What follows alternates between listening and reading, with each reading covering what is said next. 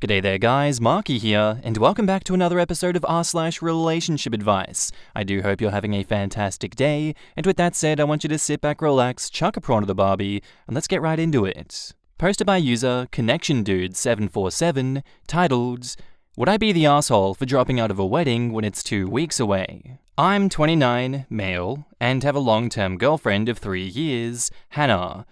My friend Kyle is getting married later this year. I agreed to be a groomsman, so it's me, him, and there's other dudes.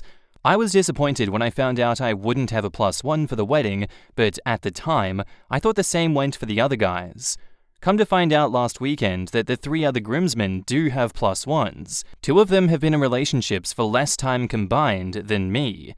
The other guy is single and was complaining about not finding a date to bring on Tinder, which is how I found out. I asked Kyle what's going on. Why do they have +1s but I can't bring Hannah? I find out this. So I'm walking down the aisle with my bride's sister Lisa.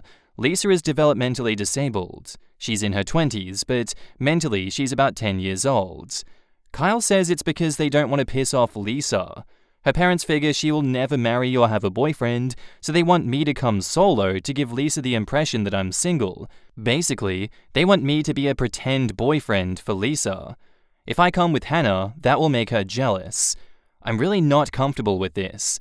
Lisa is a nice girl, but I don't like that I'm tricking her into thinking that I'm someone that I'm not. It's scummy to make someone believe I'm her boyfriend when I'm not. Plus, what if Lisa meets Hannah in the future and finds out we're together? She has already gotten in trouble in her adult care group for fighting with another girl over a guy. I told Kyle and his fiancée Claire that I'm not okay with this. They told me that I need to suck it up for a day because this will mean a lot to Lisa. I'm not comfortable playing pretend boyfriend, especially for someone who thinks that we are the real deal. I want to drop out at this point. Wedding is 2 weeks away. Would I be the asshole? Honestly, my opinion, I don't think you would be the asshole for this. The bride and groom are being unnecessarily deceptive towards Lisa. She doesn't deserve that, and you don't deserve to be put in a situation like that. If you want to drop out of the wedding altogether, I don't blame you. I wouldn't want to participate in something like that. So I'm gonna say not the asshole. In the comments, Salt Spray Rose says, You would not be the asshole. Your points are more than valid. Besides, one of the groomsmen is actually single. If they want to conduct this farce, why don't they pair her with him? Because he wouldn't agree to it, probably. Groom thinks that OP is only worth having if he participates in a farce. Very disrespectful, and OP is not the asshole for pulling out. Could also be that the sister has a crush on OP and not the single groomsman. If that's the case, dangling OP in front of Lisa like a carrot on a stick would only make the farce even more heinous. Yeah, it's cruel to her, rude to Hannah, and a shitty thing to do to OP. I hope your talk with the groom went well, OP. You would not be the asshole. This is awful. To unwittingly use a guy like that without warning. What kind of weird, unethical, presumptuous people are they? This sounds like something out of Arrested Development. Not the asshole. Their plan is cruel to Lisa and just plain nutty. Right? Like, obviously not the asshole for OP, but I'm more curious at these people just out here living their lives like it's television. No one in their right mind would, 1, inexplicably not give a groomsman a +1, even though he is in a committed relationship and all the other groomsmen got +1s, and then expect him to just not notice? 2, plan an elaborate fake boyfriend narrative. 3, not tell the main participant in this false narrative that it is happening. Like, what was their plan? 4, decide that steps 1 to 3 were somehow less complicated than not doing them. You know those people who say on their dating profiles that they don't want any drama? These are those people. Oh, they know he'll notice, but it's their day, and are counting on the fact that he'll go along with it rather than cause a scene. Afterwards, I guess they don't care if he stays their friend or not, but probably think they can guilt him into not cutting them off. They sound exhausting, and no one needs friends like this. Why wait until after the wedding to cut them off? They've shown OP who they are. Back up to the post, we have an edit. You guys are right. This is really effed up. I called Kyle just now and told him that we need to talk face to face. I'll update if anything happens. Edit 2, I'm about to confront Kyle. Pray for me. And now, on to the update. So I'm going to need some time to calm down. My friendship with Kyle is over, and whoever said that I got roped in because Lisa had a crush on me, You win. I'll fill you in when I've had a moment. I feel sick right now. I think I can say what happened earlier this evening. The more I read everyone's answers, the more I realized that this was really effed up. I already had a feeling that this whole Lisa wedding date situation was messed up, but reading everyone's comments reinforced it. I told Kyle that we had to talk, and he agreed. We met at his house. Claire was there. Lisa wasn't, thank God. Basically, I told them that I was dropping out of the wedding. I told them that setting me up as Lisa's fake boyfriend was beyond messed up. What did they think was going to happen after the wedding? Was I supposed to continue the charade or dump her, break her heart, and be the bad guy? Claire tried to explain what was happening. Something about how Lisa was upset and angry that she wasn't the one getting married. That wasn't the part that pissed me off. No. Want to know why I got offered up? It's because Lisa loves K-pop and is obsessed with Asian guys. I'm Japanese American, so that's why I got roped into being her fake date, and not my single friend who has to rely on Tinder to find someone. It is all some sick attempt at making Lisa feel better by hooking her up with the only Asian guy they knew. At that point, I had enough. I told Kyle and Claire that it was over. I wasn't going to the wedding. I never wanted to speak or see them ever again.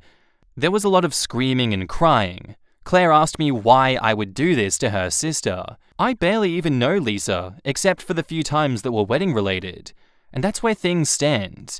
I don't know if they're going to try and paint me as the bad guy who broke Lisa's heart. I already told the guys that I'm not coming, and why. Who knows what the fallout from that will be? I spent the rest of the night trying to get a grip on myself. I still feel kind of queasy from this whole thing. This feels like one sick joke. I feel bad for Lisa because while I got out, she's still stuck with that shitty family. I think I'm going to spend Saturday trying to put this behind me with beer and a Brooklyn Nine-Nine marathon. Thank you guys for your help. At least I know that there are people out there who also think this is a terrible effing idea. Oh, I also asked why not hook up Lisa with Tucker, the single friend using Tinder for dates. It's because she said he was too ugly and hated his beard. I'm not going to tell Tucker that. He's going to find out eventually. In the comments, why would you do this to my sister? I didn't. You did. Another horrifying gem? Mentally, she's about 10 years old. So of course it makes sense to set her up with a 29-year-old man. Effed up is an understatement. What a mess. OP at least got out of that shit show. Lisa is stuck with an abusive, racist family. You're discriminating against her by not enabling her racism, says every racist asshole out there. And yeah, a lot of the comments are just repeats like that, so I want to chuck this to you guys. What did you think of that story? Because that's a whole mess. Me personally, I think it's absolutely fantastic that he's cutting those people off and washing his hands of this entire thing because, oh my god. Absolutely socially unacceptable, the enabling goes hard, and the racism goes even harder. Screw those guys, let me know what you think of it down in the comments below. Our next post is by user Eloped Mum RA, titled, Am I the asshole for not telling my dad that my mum got married? My, 17 female, parents got divorced when I was 12, because my dad had a 2-year-long affair with mum's best friend. It was really shameful because mum's best friend was with her since they were 3. My mum had been pressured by my dad's family that she forgive him, but instead mum decided to divorce him. A lot of the family members actually stopped talking to mum because of this, and some of her friends also took her BFF side. For this reason, my mum was very devastated. Over the years, she has been to 2 different therapists for the trauma she had.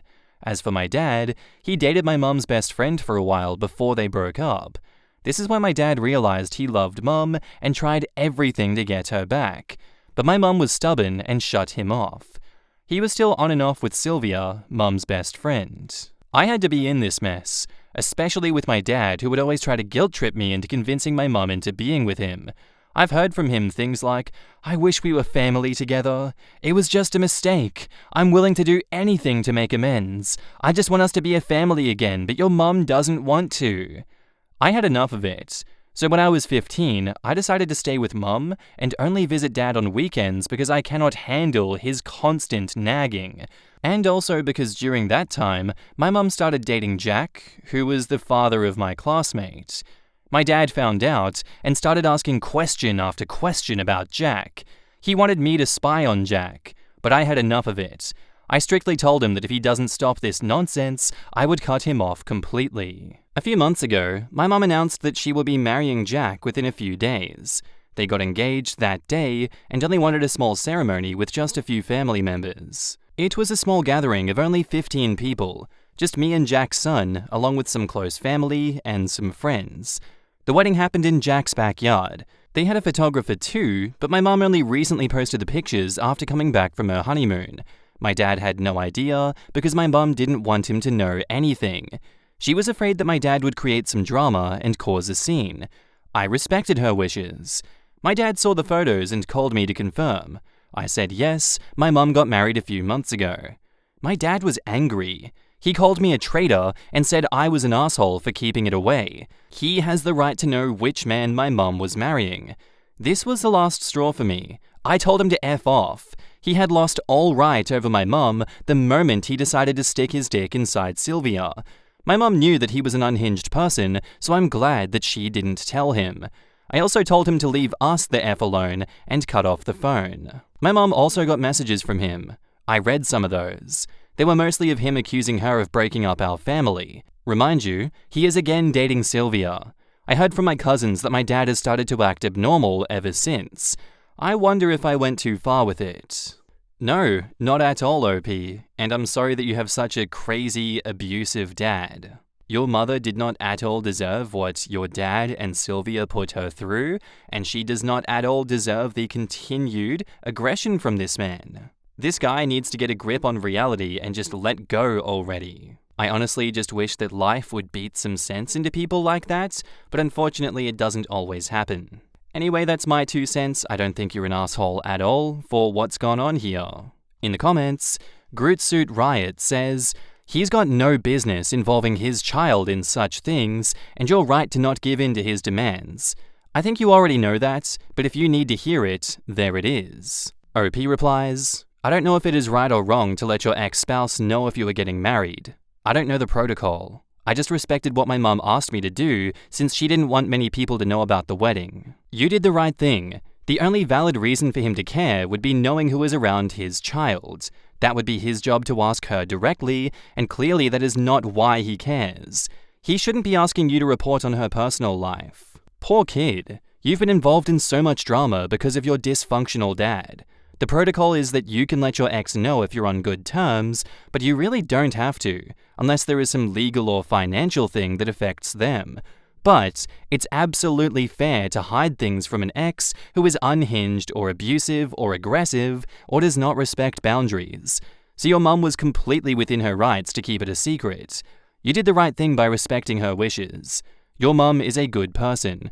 I hope you and your mum have much happiness. Hell no, you aren't the asshole. Your father and his family are huge pieces of crap. Really? Really? They wanted your mum to stay with that trashy husband even though he's a disgusting husband. You're right. He lost any right on his former wife and his precious family the moment he cheated on her. Your mum had a really hard time overcoming the betrayal and divorce. I'm glad she finally found someone worth it. Congratulations on your mother's wedding. And OP replies, thanks. I am glad she found happiness on her own. I thought she might never date, but Jack seems like a nice guy. I'm still afraid, what if he turns out like my own dad? Well, that sounds like a reasonable thing to be afraid of considering what you've been through. I'm concerned it might be impacting you too much though. Do you think it might be helpful to discuss that fear with a therapist? I think it might help. OP says, it probably would, but it won't prevent it, would it? I went to therapy for my own anxiety and fears, where a lot of it stemmed from my parents' relationship growing up. It's not about preventing it, but regaining control. I still have those thoughts, but they don't consume me anymore or incapacitate me. They used to control my decisions and how I formed relationships with people. Now I can rationalize through them and move past those anxieties. Not the asshole, although I'm pretty sure you know that already. Your dad literally effed around and found out. It's not your fault he's not happy that he can't just do what he wants with no consequences, or the rest of the world moving on without him, let alone if he's genuinely still delusional enough to think that's how it works. And now, onto the update. So, something weird has happened. A few days ago, Sylvia came to my mum's house. I was there. She was shouting at Mum and saying that she is stealing her man, my dad, away from her. She literally said, "You already had your fun with him. Why can't you just leave him alone?" My mum told her to get lost. Sylvia went on a rant about how much she is better than my mum and even threatened that she would sleep with her new husband as well. My mum told her that if that ever happens, she will be doing her a favor by taking the trash out, and she trusts that Jack would never hurt her. My mum threatened to call the police on Sylvia, and that eventually made her leave her property. As much as I hate the drama, I must say watching that wretched woman have a meltdown because my dad was still hung up on my mum is precious. Apparently Dad dumped Sylvia again in hopes that Mum would see that he is dedicated to win her back. Who knows how long that'll last. My dad also got into a fight with a random person in a bar because he was drunk. I guess he's still coping with the feeling that Mum is not going to be with him anymore. Thank God the guy didn't press charges though. I had a heart-to-heart conversation with him, or at least I tried to. I asked him if he is so in love with Mum, then why did he cheat? His answers were illogical. He said that as a man, it is hard to control the urges. At that time, Sylvia was flirting with him and he took a shot. He knows that it is wrong. He thought that it would only be once and then he would dump her, but it went on for a long time. He said I won't understand it because I'm not a man. A man can cheat but still love his wife and would die for his wife. He loves my mum, but he still has urges to be with other women. This conversation was going nowhere. I didn't ask much. I just told him I hope his son-in-law treats me the way he treated my mum, and he never gave an answer to that. I still can't believe that he would to this day think he is the victim. Anyways, I'm thinking about moving in with my mum permanently. I know Sylvia would come by his house now. Can anyone please help me understand what he means by "I always thought you cheat because you do not love that person"? Maybe I'm wrong in some way. In the comments, Shell4747 says, "Win her back? Dude, she's remarried. There is no coming back from that, especially given the amount of toxic bullshit she's gone through since she dumped him. I hope this is the final stage of your dad's grief for this self-inflicted damage. I guess some people really feel that drama equals love and intensity, but your dad needs to get a clue. Your mum isn't one of them. It was too late so many years ago, and I'm definitely team mum for valuing herself more than her wretched ex-husband did. Love, temptation, sex, etc. People vary so much, I don't think we can make blanket statements. But I would say that your dad loved the idea of himself, that he proved wrong by his actions more than he loved your mum. I think in matters as complex as relationships, a person with this in their family history needs to talk to professionals to help sort it out and get a healthy view of relationships rather than listen to their toxic drama dad. If you don't, there will be lifelong effects, and I know this through experience. Red of the Evil Dead says, "I especially don't get the win her back sentiment, because he just openly admitted that even if he does get her back, he will still cheat on her. She has made it abundantly clear that that is a deal breaker. Somehow he thinks, after all these years, that he can still be married to his ex-wife and have his side chick too. Cheaters make excuses. That's what he is doing. Anyone, man or woman, can keep it in their pants despite the temptations if they decide to." Exactly. If you truly loved and cared for someone, you'd keep your clothes on around others. It's especially shameful that he did this with her best friend. Not only did your mom lose her husband, she also lost a sister in a way. I can't believe people tried to tell this child her mum was somehow in the wrong for any of this. Did anyone at least tell her that her dad is a toxic and insane man and he would be right to cut him off? The audacity of this man to tell his teenage daughter that a man cheating is okay because he's a man. Really, dude? Really? I'm so glad OP is staying with her mum, because if she had been with her dad, who knows what kind of BS he'd try to brainwash her with. And screw Sylvia too. It sounds like she was forever jealous of OP's mum and tried to ruin her life, and then got progressively more unhinged when she realized OP's mum was doing great and her ex was a trash can. There is an overwhelming amount of rhetoric out there, even amongst some therapists, that like to hold spouses responsible for their partner's cheating. So much, well, what did you contribute to the strain in the marriage? What needs of his weren't you fulfilling? The funny part is, these asshats out there cheating on their spouses are usually failing to meet a bunch of their partner's needs, but the faithful partner still manages not to cheat despite not being happy in other ways. There are so many snake oil salesmen offering, for $1,500, a fair proof your marriage. I know many people that were cheated on in their marriage. The myth of the frigid partner doesn't hold up. Many of them were often having sex with their spouses, but still the other person went out to get some strange. Some of the cheaters were even refusing sex with their loyal spouse.